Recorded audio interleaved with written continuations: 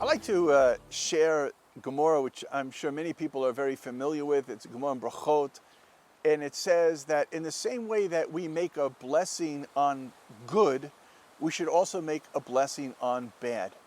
Now, there are many ways to try to understand what this is.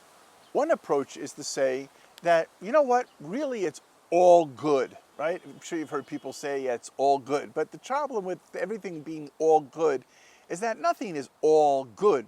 That's not the world we live in. We live in a world where the good and the bad from the tree of knowledge of good and bad became mixed up. Nothing is pure good and nothing is pure bad, but it's certainly not all good. So what does that really mean to be able to say that it's all good? Well, the only possible way to understand it is to say ultimately it's all good. To be able to realize that this which is happening is really good. But that's also very difficult. In fact, our sages, as you might be familiar with in the Passover story, discuss this as well. They discuss, can we really make that blessing of those things which are bad by appreciating them as good? And it was only one particular rabbi who was able to do it in this world.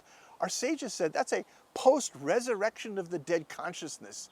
That's some sort of a consciousness which we cannot understand in this world, where all of a sudden we're going to come popping back to life from the dead and realize that every horrible thing, no matter how horrible it was, we will really be able to say that it's good. And our sages were sensitive to that, to not fool ourselves to think that we can say that in this world, except for maybe some great individuals who were capable of doing it. So then how is it that we could relate to what this is? Well, possibly another approach could be to be able to say that not necessarily that the event is good per se, or that we're able to understand that it's good per se, but we are able to humble ourselves to realize that all events come from God, and God has only one interest, and that is our well-being. That somehow, somewhere, everything that's happening is calculated, and it's really meant for the best. We can say, therefore, in hindsight, Gamzel Tova, this too is for the good. And maybe that's why our sages used it as a language of blessing and not as a language of faith. Because maybe this is something we can only understand intellectually, where we cannot yet understand it emotionally. A blessing is an intellectual statement of fact that we understand.